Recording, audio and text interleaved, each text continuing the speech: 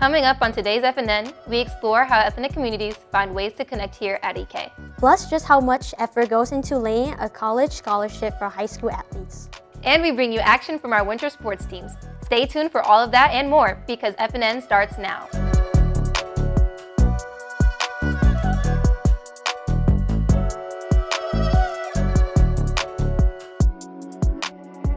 Happy Friday, Falcons. I'm Deja. And I'm Jennifer. For many students, finding a sense of belonging can be challenging, especially outside of school where access to cultural communities may be limited. At EK, a variety of clubs, events, and programs provide opportunities for students to explore their own ethnic roots while learning about others. I set out to explore how EK helps students connect with their ethnic communities and why those connections matter.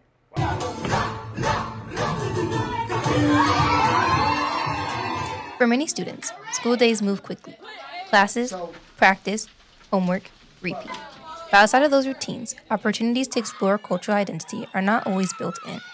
Grace Forkpa, a senior from East Kentwood, has been involved in opportunities and expressing how they have helped her find and enjoy her ethnic community. It hasn't been hard trying to find my community since I got here, because I noticed that we had a ASA. We call each other cousins and aunts and stuff, even though we're not directly related. Because I didn't really know these people when we first got here. But as I grew to know them, they're close relatives now. I can call them family. For some students, connection starts in the classroom. Language and culture-based courses can offer more than academic credit. They can open the door to understanding heritage and shared experiences. Classes like AP Spanish and clubs such as the Latin Student Association provide spaces for students to celebrate Hispanic culture and connect with others who share similar backgrounds.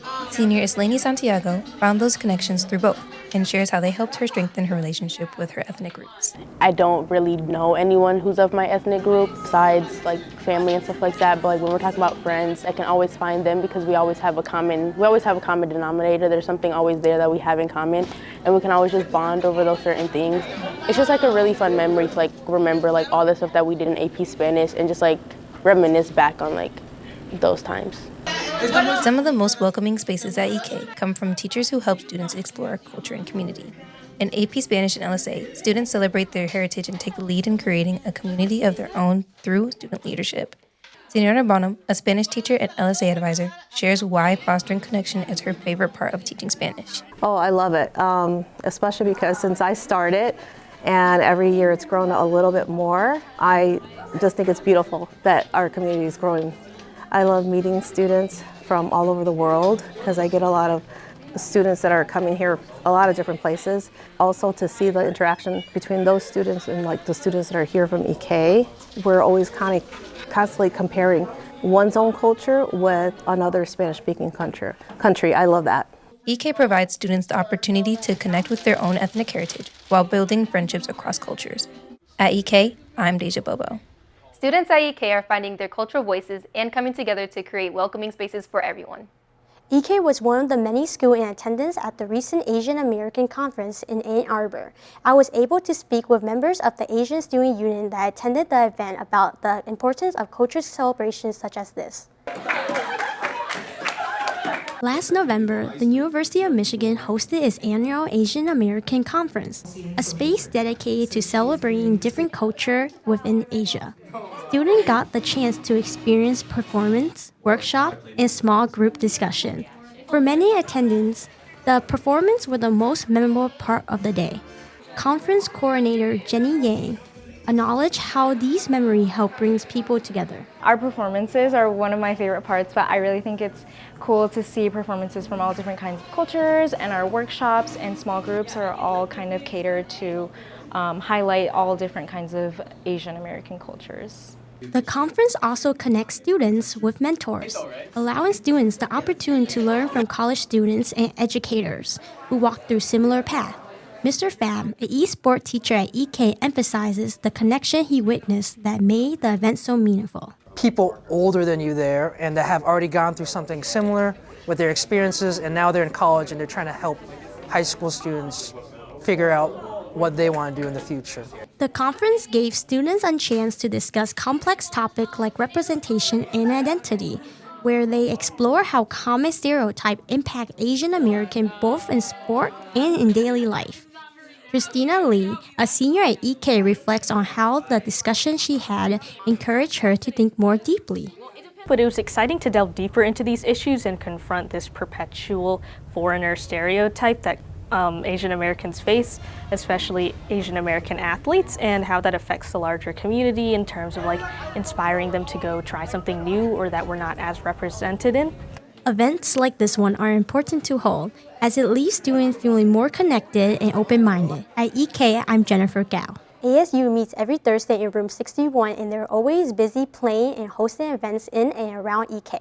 For many high school athletes, the idea of earning a scholarship and continuing your sport at the next level may seem straightforward.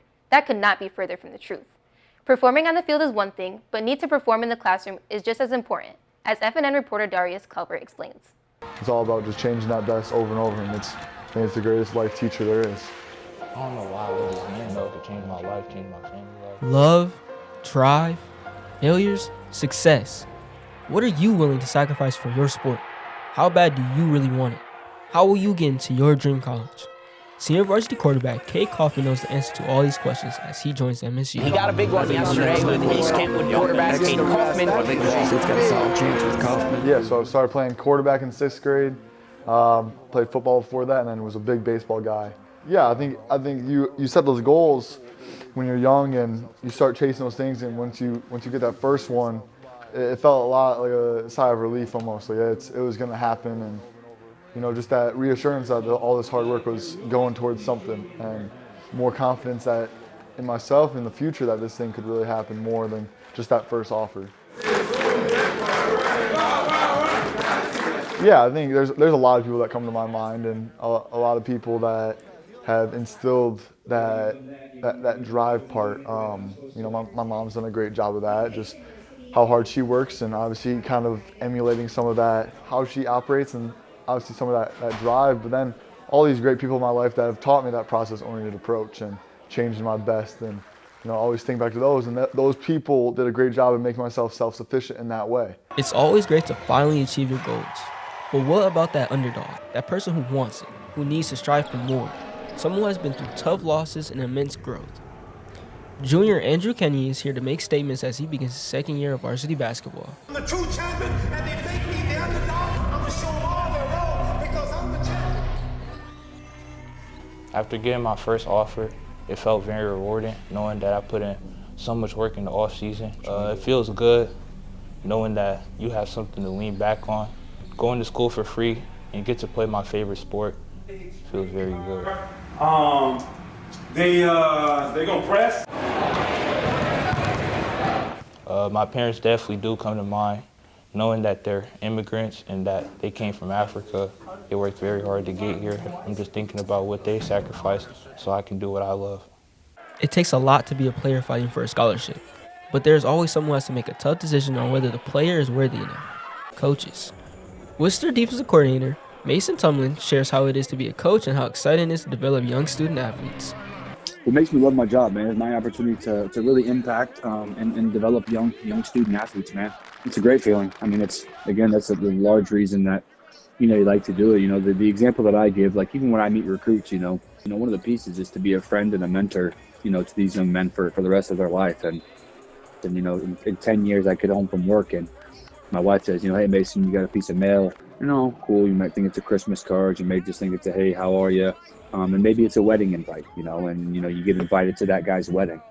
That's how you can tell you really impacted somebody's life and you're really changing it for the better. And again, it's not just about football, but it's about how can football help educate me to make better decisions in my community, and in the city, in the area, the state, the building that I work in. It's time to make sure we're locked in. There are many athletes in the world who want to reach the same goals.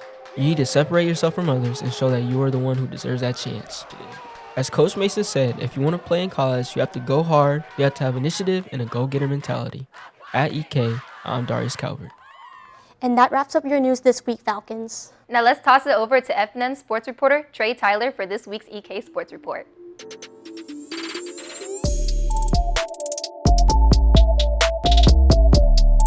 What's up, Falcons? It's Trey here bringing your EK Sports Report.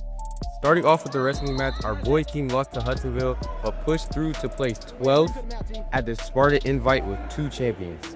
Next up, they are at Kalamazoo Central on Saturday. For the girls, they came up short as well and now face Northview High School on Saturday.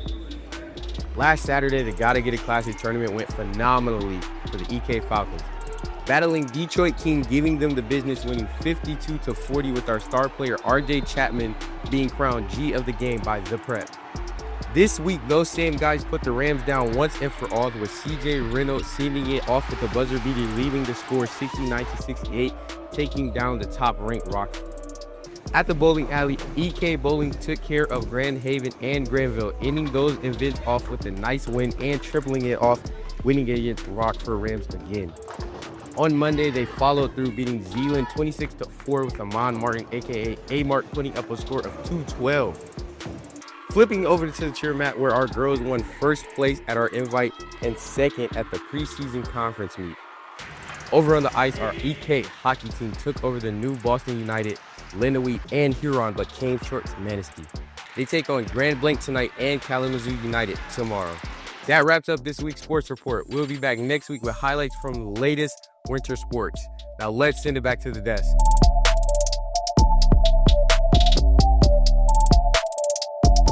Thanks, Trey. That does it for today's show. We will be back next week with more, but until then, make sure to follow us on Instagram and subscribe to Falcon News Network on YouTube, where you can catch sports, live streams, previous episodes, and other great content. Plus, check out Falcon News Network on Spotify for our new season of podcasts. Have a great weekend, and we will see you back here next Friday.